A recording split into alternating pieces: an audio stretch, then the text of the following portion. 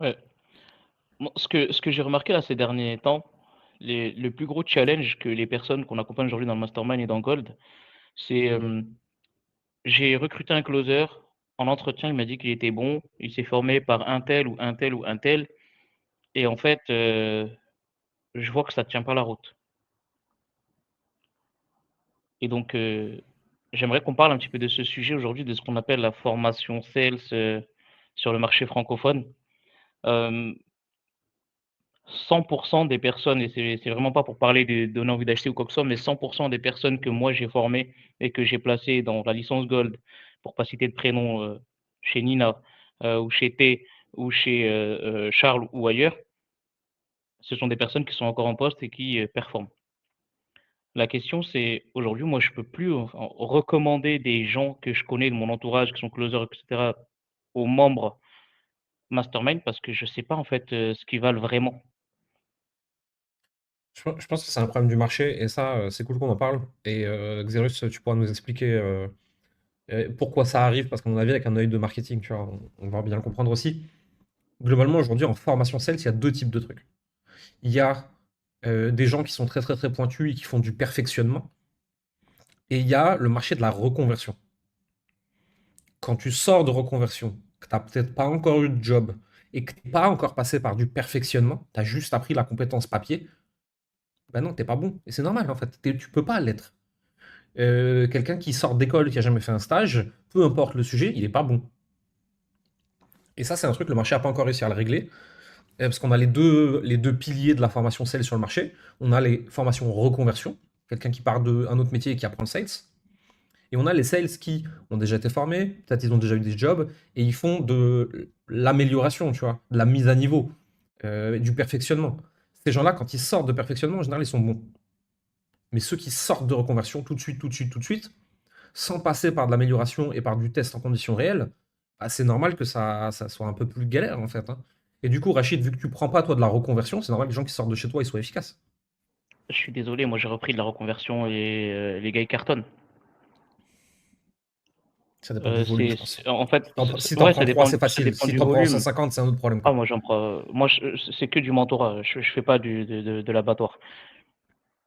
Excusez-moi du terme, les gars. En fait, dans ce que tu dis, Jérémy, il y a quelque chose à creuser là-dedans. Parce que les personnes qui font uniquement de la reconversion pro, euh, eux, quand ils ont un lead dans cette masse de volume qu'ils ont, qui est en perfectionnement, ils vont le closer. Et dans les gars qui font du perfectionnement, quand ils ont une personne qui veut juste démarrer, donc se reconvertir professionnel, ils vont la prendre aussi. Donc en fait, l'un dans l'autre, que tu sois en débutant, ils vont te mettre parfois avec des closers avancés. Que tu sois avancé, ils vont te mettre avec des débutants. Donc, tu ne vas pas avancer correctement. Même Et puis ça, en fait, après, c'est cash to il y a cash. juste le marché, il doit être pensé intelligemment, tu vois. On a plein de copains qui font de la formation sales, plein de gens qu'on aime bien. On a Julie et Vincent, on a Julien, et on en a d'autres. Je pense à William aussi et tout.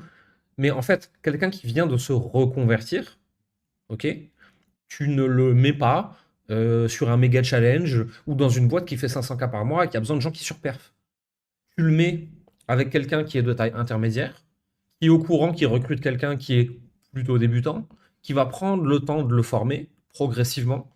Euh, et juste, c'est normal en fait. Il y a un moment, on ne peut pas dire on ne veut plus de débutants qui sortent de formation parce qu'ils sont pas assez bons. Mais à un moment, de toute façon, il faut bien sortir de formation, il faut bien se faire ses armes quelque part, tu vois. Et là, tu vois, je suis moins d'accord avec toi. C'est juste que faut savoir les débutants dans quel type de boîte on les place, les intermédiaires dans quel type de boîte on les place, et les avancés dans quel type de boîte on les place. Et si on mélange pas tout, le marché est sain. Et si on ne dit pas aux débutants, tu vas faire 25K par mois sans perfectionnement en sortie d'école, le marché il sera sain. Parce qu'en fait, tu vas débuter et tu vas faire 1500-2000 dans le meilleur des cas, et ce sera bien parce que de toute façon, il faut que tu te fasses la main et que tu apprennes le métier.